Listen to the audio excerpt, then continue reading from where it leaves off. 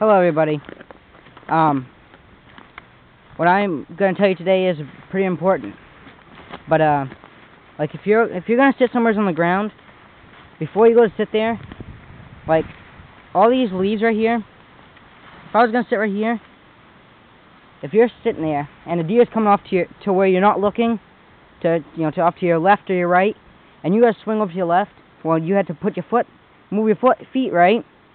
Well, if all these leaves are right here, that deer's gonna spook. So just clear off the leaves.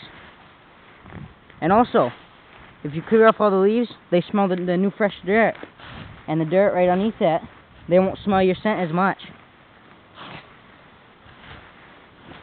And then watch, look, see, I don't make any noise when I'm walking, do I, now? Same with if you go into your tree stand. You have to go up to it and, clear a path and everything. My old friend used to take his four-wheeler, because he had a four-wheeler trail right up to his tree stand. He used to take the plow that goes on his four-wheeler and just plow away all the top stuff, and there you go. It pushed away all the sticks and everything. And leaves don't really affect the deer too much. It's more the sticks, like when you step on something, like that stick right there. If I would step on that, that'd bug a deer more than me smashing all through a bunch of leaves.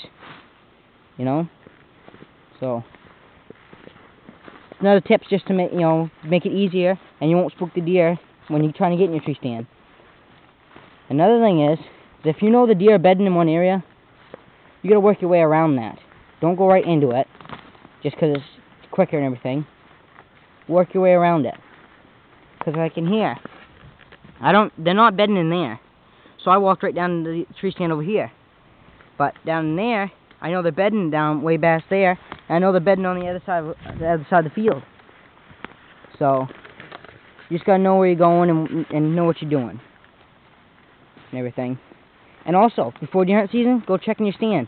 If you have a mesh that goes around your tree stand, odds are some of the leaves are stuck in there, and you gotta get them leaves off your stand. You gotta get all kinds of stuff out of the way before you go hunting.